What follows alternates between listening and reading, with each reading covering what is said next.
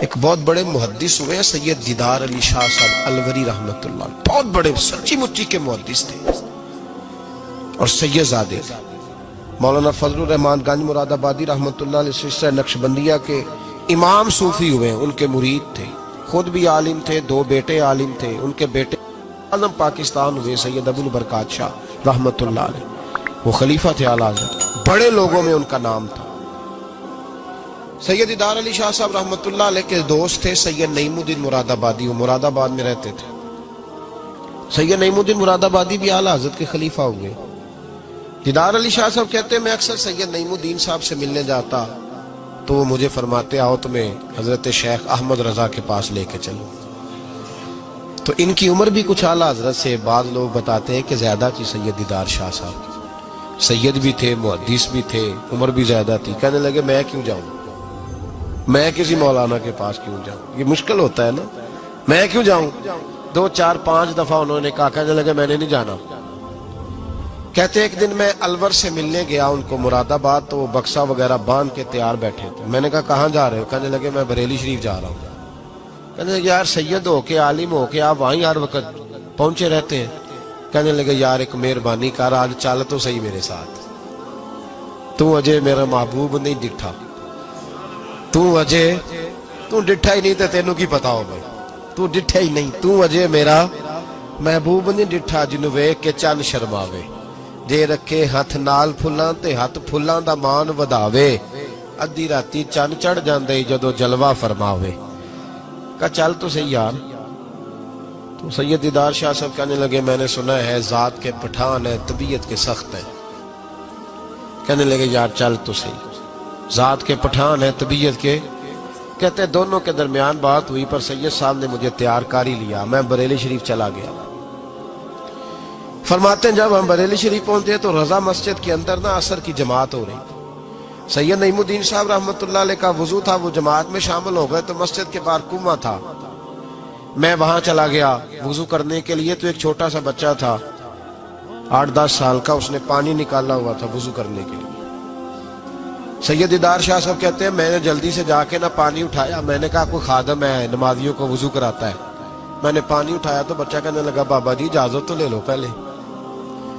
تو میں چپ کر گیا، تو میں نے کہا چلو اجازت دے دو وضو کرنا ہے۔ تو کہتے ہیں بچہ کہنے لگا آپ کو مسئلے کا پتہ ہونا چاہیے کہ نابالغ اپنی مرضی سے بھی اپنی چیز کسی کو نہیں دے سکتا۔ فرماتے ہیں میرے اسی وقت دماغ میں گھنٹیاں بجی، میں نے کہا سید دیدار علی شاہ احمد رضا کے مدرسے کے تو نابالغوں کا علم بھی تجھ سے زیادہ ہے، اس کے مدرسے کے تو نابالغوں کا علم بھی تجھ سے زیادہ ہے۔ چھوٹا بچہ کہنے لگا آپ کو مسئلے کا نہیں پتا کہ نابالغ اپنی مرضی سے بھی اپنی شے نہیں دے سکتا۔ فرماتے ہیں اس نے وضو کیا، پھر اس نے خالی کیا برتن، پھر میں نے پانی نکالا وضو کیا۔ اب سید صاحب تو مل گئے تھے ایک رکعت میں، میں تھا یا سید صاحب تھے جب ہماری بات ہوئی تھی، کیا کہا تھا انہوں نے؟ ذات کے پٹھان ہے طبیعت کے سخت ہے۔ کہتے ہیں سید صاحب جماعت میں شامل ہو گئے، ان کی رکعتیں باقی تھی، وہ نماز پڑھ رہے تھے، اعلیٰ حضرت مسجد کی سیڑھیاں اتر رہے تھے، میں چڑھ رہا تھا، رستے میں ملاقات ہوئی۔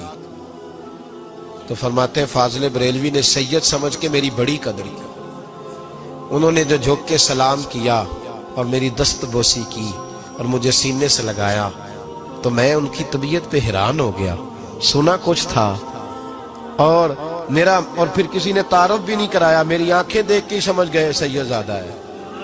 فرماتے میں نے نہ دھیمے لہجے، متاثر ہی بڑا ہوا تو میں نے دھیمے لہجے میں ایک بات پوچھی۔ جب بات ہوئی تھی تو میں اور سید نعیم الدین صاحب تھے اور یہ مجھے پاک ہے کہ ان کی اعلیٰ حضرت سے ملاقات نہیں، وہ تو نماز مکمل کر رہے۔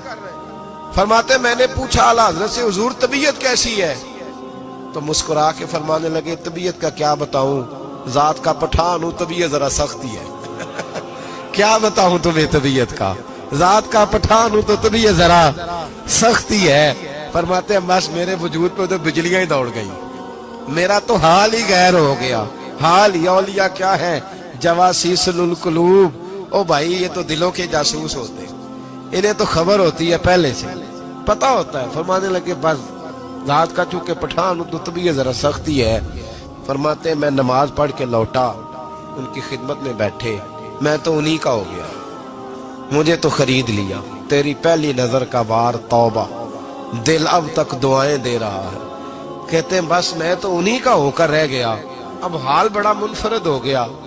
کہتے ہیں جانے کا وقت آیا تو سید نعیم الدین صاحب فرمانے لگے چلے. میں نے کہا آپ جائیں, میں تو ادھر ہی رہوں گا.